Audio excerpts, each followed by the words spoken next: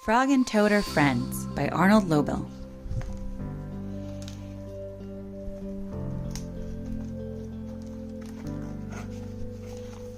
A lost button.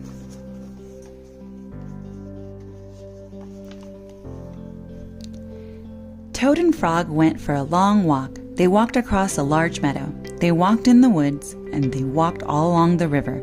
At last they went back home to Toad's house. "Oh, drat!" said Toad. "Not only do my feet hurt, but I have lost one of the buttons on my jacket."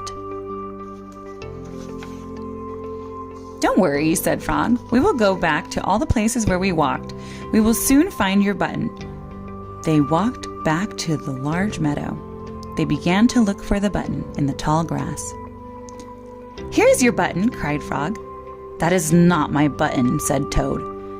"That button is black. My button was white." Toad put the black button in his pocket.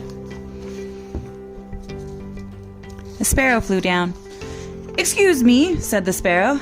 "Did you lose a button? I found one."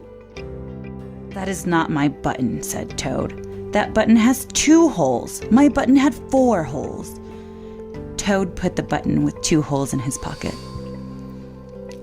They went back to the woods and looked on the dark paths. "Here's your button," said Frog. "That is not my button," cried Toad. "That button is small. My button was big." Toad put the small button in his pocket.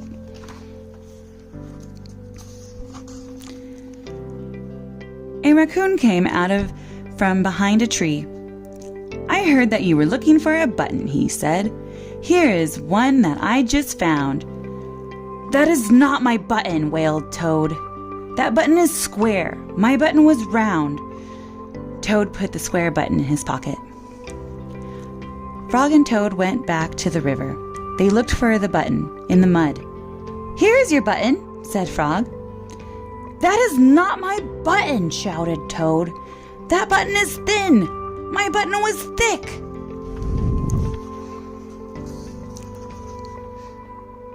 Toad put the thin button in his pocket. He was very angry. He jumped up and down and screamed, "The whole world is covered with buttons, and not one of them is mine!" Toad ran home and slammed the door.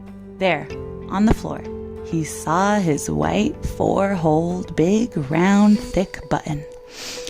"Oh," said Toad, "it was here all the time. Oof, what a lot of trouble I have made for Frog."